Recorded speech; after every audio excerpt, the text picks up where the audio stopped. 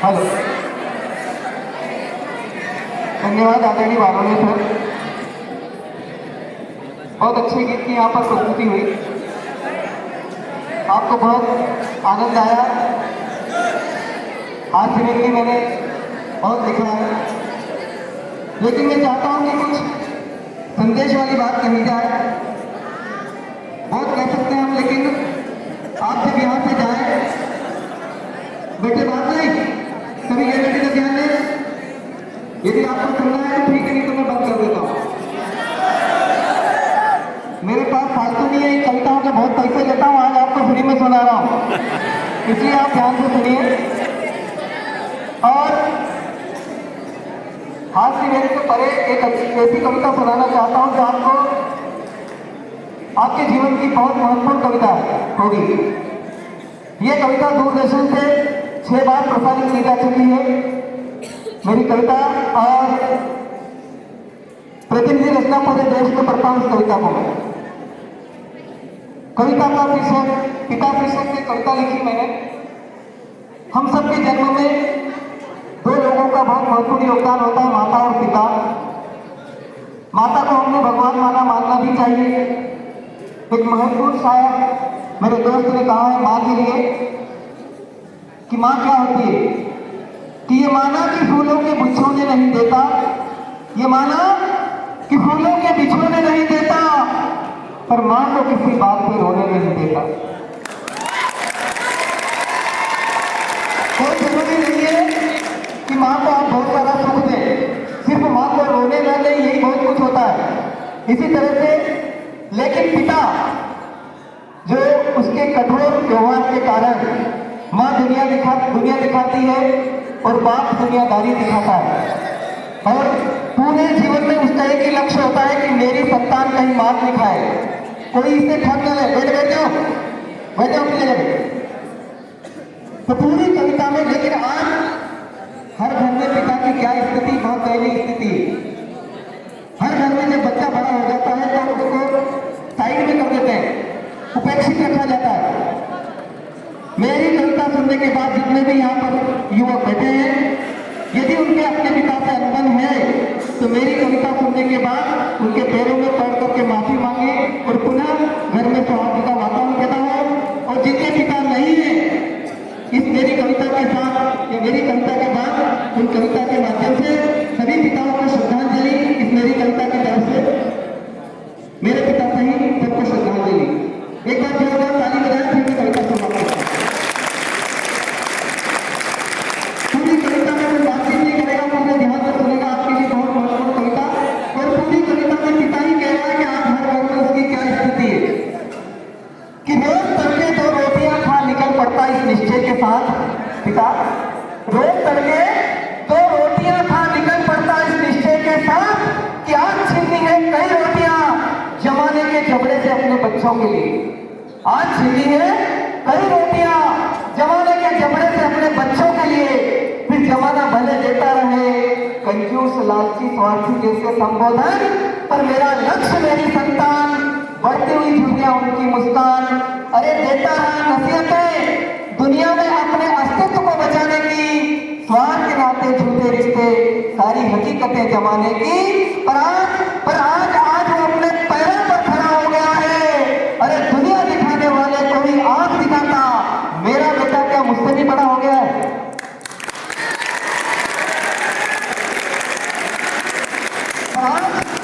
आज वो अपने पैरों पर खड़ा हो गया है। अरे दुनिया दिखाने वाले को ही आंख दिखाता, मेरा बेटा क्या मुझसे भी बड़ा हो गया है। और झूठे और मक्कारों की संगति इतनी खास हो गई है, झूठे और मक्कारों की संगति इतनी खास हो गई है कि मेरी सभी बातें उसके लिए बकवास हो गई।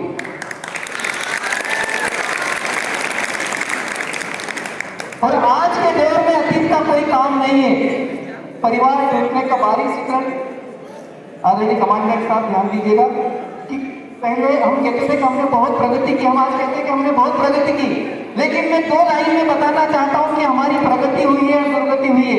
आज हम बहुत गर्व से कहते हैं कि हमने बहुत प्रगति की, लेकिन ये 2 पंक्ति आपको बताएगी कि हमारी प्रगति हुई कि दुर्गति हुई। कि पहले 2 कमरे के घर में हम 12 लोग निभा लेते थे, पहले 2 कमरे के घर में हम 12 लोग निभा लेते थे, अब 12 कमरों के मकान में 2 लोगों की नहीं निभ पाती।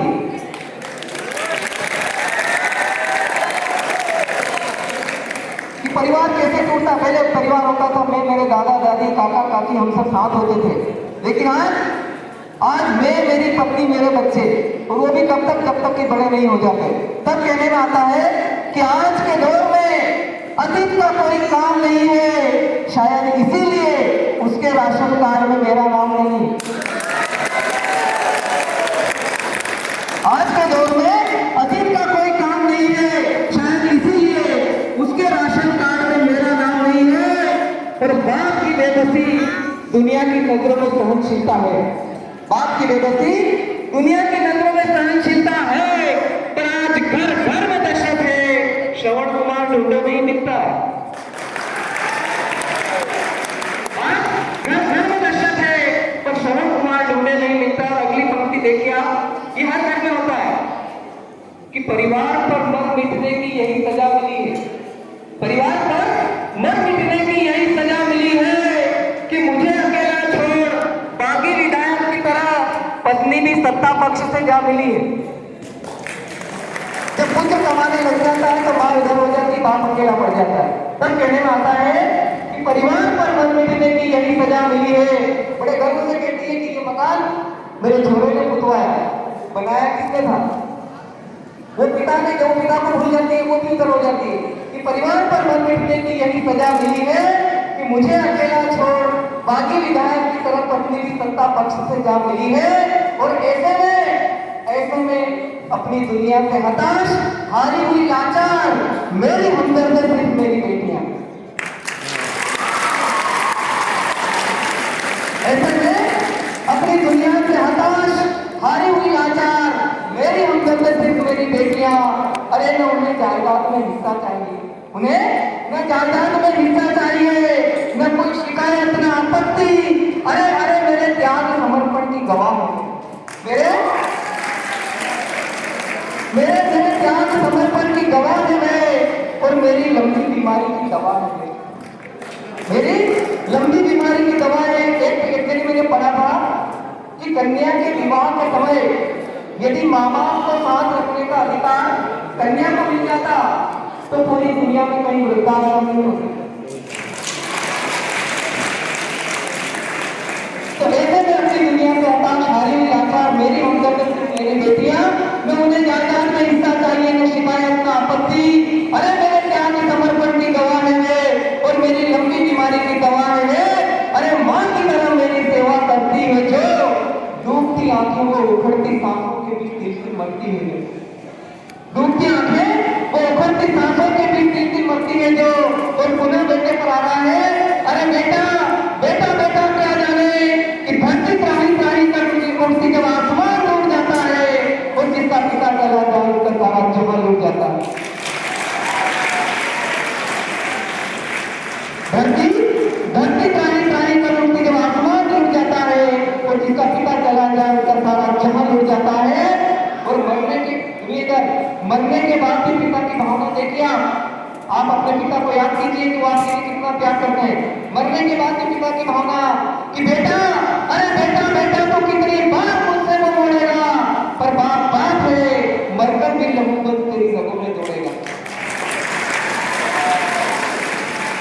बेटा, अरे बेटा बेटा तो कितनी बार मुझसे वो मोड़ेगा, पर बाप बाप है, मरकर भी लहू की बंद तेरी रगों में दौड़ेगा।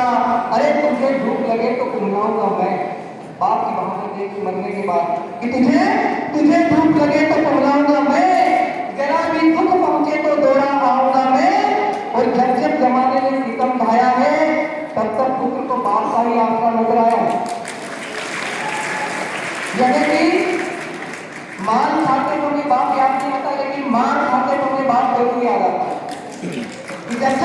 जब तक जमाने ने सितम ढाया है, तब तक पुत्र को बाप का ही आसरा नजर आया है। और अंतिम पंक्तियां यहाँ पर मैंने पिता की परिभाषा देने का प्रयास किया है कि पिता होता क्या है, क्योंकि इस झूठी दुनिया में एकमात्र सच है पिता, इस झूठी दुनिया में एकमात्र सच है पिता, और संतान के लिए सुदृढ़ सुरक्षा कवच है पिता। समान है पिता। संस्कारों से सुसज्जित पुस्तक के समान है पिता और पुत्र का एकमात्र अभिमान है पिता। हर भूल हर अपराध को क्षमा कर देता इस धरती पर साक्षात भगवान है पिता।